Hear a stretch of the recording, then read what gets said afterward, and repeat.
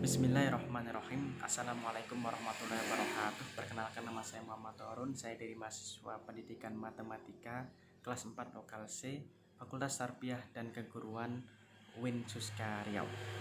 Tujuan saya membuat video ini yaitu untuk memenuhi tugas akhir saya dalam mata kuliah Desain dan Pengembangan Kurikulum Pendidikan Matematika. Baiklah, langsung saja kita simak video saya berikut ini. Kita masuk.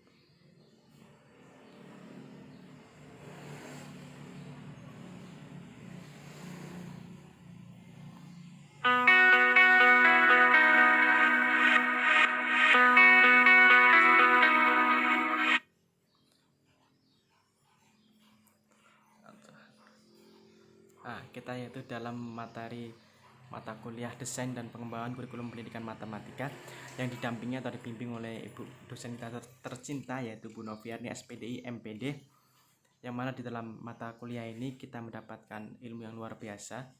Kita bisa mendesain ataupun merancang kurikulum, jam efektif belajar, dan lain-lain, sehingga tujuan kita dalam proses belajar mengajar itu bisa tercapai. Dan juga ini sangat baik ketika kita terapkan dalam kehidupan kita sehari-hari. Kita bisa merancangnya, kita bisa mendesainnya dari mulai per hari, per minggu, per bulan, ataupun per tahun, sehingga kita bisa mencapai pada tujuan yang kita inginkan dalam kehidupan sehari-hari. Kita bisa mencapainya dengan baik, ataupun memang itu memang sudah izin dari Allah memang. Namun setidaknya dengan kita mendesain ataupun merancang, sehingga semuanya itu bisa berjalan dengan lancar sesuai dengan yang kita harapkan. Langsung saja kita masuk ke materi, yaitu yang pertama minggu efektif belajar, yang kedua program semester, yang ketiga program tahunan. Yang pertama minggu efektif belajar. Perhitungan alokasi waktu semester ganjil kelas 10 SMA tahun ajaran 2019-2020. Di situ terdapat 5 kolom. Ada bulan 6 ya, ada nomor, bulan, jumlah minggu tidak efektif, jumlah minggu efektif, dan keterangan. Karena kita mengambil semester ganjil, maka di situ kita ambil bulannya bulan Juli, Agustus, September, Oktober, November, Desember. Tidak dari Januari. Kemudian di dalam jumlah minggunya bulan Juli kita tulis 5. Kita lihat dari kalendernya, sudah saya siapkan tadi.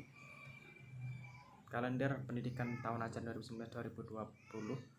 Bulan Juli 2019 kita ada 1, 2, 3, 4, 5, ada 5 minggu. Kemudian di situ ada 2 minggu yang tidak efektif, warna-warni itu ya, di bawahnya ada keterangannya. Kenapa tidak efektif? Karena digunakan untuk penerimaan peserta didik baru, kemudian pengumuman dan lain-lain. Kemudian yang putih itu yang jam efektif belajarnya.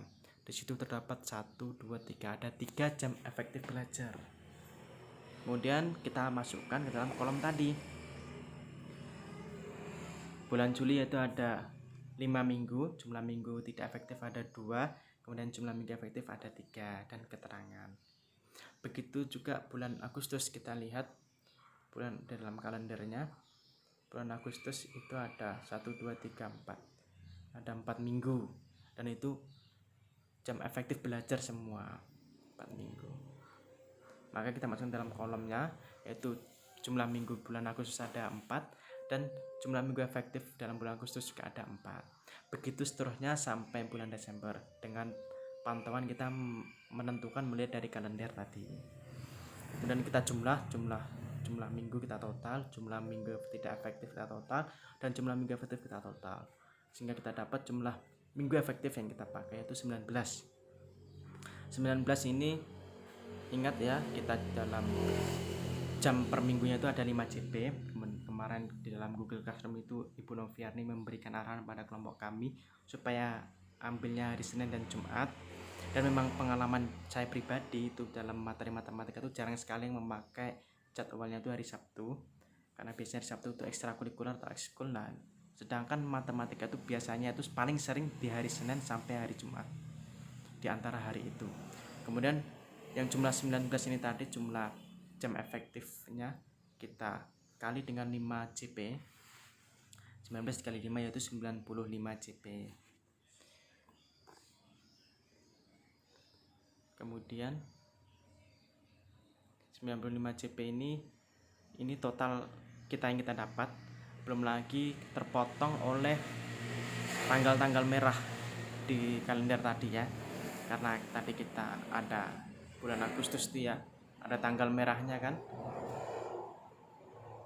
maka terpotong juga. Sebenarnya tidak harus bulan Agustus ataupun bulan lain, tergantung ada juga kegiatan gitu, kita bisa juga saja terpotong jam jadwal pembelajarannya itu, sehingga dari situ kita bisa merancangnya lebih detail lagi, kita bisa mempersiapkan ketertinggalan kita yang terpotong beberapa hari itu. Pada semester ganjil tahun ajaran 2019-2020, jika jadwal pelajaran matematika dibuat hari Senin dan Jumat dengan rincian Senin 3 CP dan Jumat 2 CP, maka total CP semester ganjil berubah menjadi 95 dikurang 2 sama dengan 93 CP.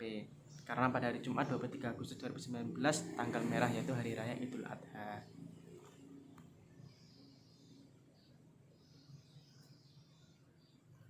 Kemudian yang kedua yaitu program semester. Program semester kelas 10 semester ganjil bisa kita lihat di situ ada 3 kolom utama. Yang pertama itu ada KD, ada bab, ada subbab. Nah, di dalam KD itu kita bisa lihat, kita ambil dari bukunya ataupun dari internet juga ada di dalam sekolahnya itu. Kemudian babnya kita ambil dan subbabnya juga saya sudah persiapkan tadi. Dalam babnya itu bab 1, persamaan dan pertidaksamaan linear dalam nilai mutlak satu variabel. Kita masukkan dalam sini. Babnya itu persamaan dan pertidaksamaan linear nilai mutlak satu variabel. Dan subbabnya yang tadi kita masukkan juga, subbabnya 1.1 persamaan dan pertidaksamaan nilai mutlak linear satu variabel. 1.2 persamaan dan pertidaksamaan rasional dan irasional satu variabel. Kita bisa copy, kita masukkan ke subbab sama, oke. Kemudian jumlah CP kita tulis 28. Dan ini tidak sembarangan kita tulis 28 karena kita ingat, kita menimbang antara bobot beratnya dan banyaknya materi. Maka semakin banyaknya materi, maka CP-nya itu bisa kita tambah. Gitu. Bisa kita tambah. Maka kita sesuaikan. Dan di sini kita tulis 28 CP. Karena tadi per minggu itu ada 5 CP, kita masukkan saja ke dalam jam efektif belajar per minggu bulan Juli awal efektif belajarnya itu kita tulis 5, kemudian minggu keduanya itu 5, dan seterusnya sampai totalnya 28 CP. Kemudian yang kedua kita kasih 30 CP, kemudian 35 CP, totalnya 35 ditambah 30 65 ditambah 28 93 CP, sama kayak yang tadi jam efektif belajar per minggu. Kemudian yang terakhir yaitu program tahunan. Program tahunan SMA Matematika kelas 10. Di situ kita dapat semester 1 kompetensi dasar, pengetahuan dan keterampilan, ada materi pembelajaran, ada alokasi waktu, ada keterangan. Kemudian di dalam materi pembelajaran itu kita bisa ambil di dalam bab tadi, kita bisa copy, kita salin ke dalam sini juga. Persamaan dan pertidaksamaan nilai mutlak satu variabel. Kita lihat dari sini tadi, persamaan dan pertidaksamaan linear dalam nilai mutlak satu variabel. Kemudian alokasi waktu seperti yang tadi kita buat 28 CP, kemudian 30 CP dan 35 CP, totalnya 35 tambah 30 65 tambah 28 93, sama. Itu kan jumlahnya sama, 93 CP, sama dengan yang tadi.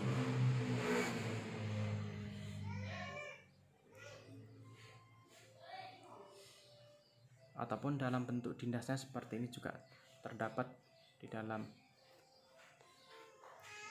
WA yang dikirim oleh Bu Noviarni bentuknya.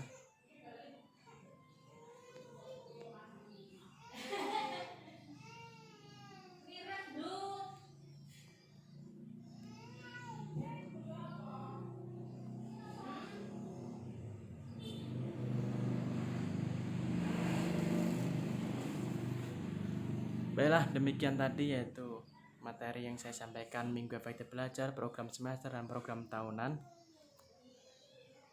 Selanjutnya, apabila dalam penyampaian saya banyak kekurangan, banyak kesalahan ataupun tutur kata saya yang tidak berkenan, saya minta maaf yang sebesar-besarnya.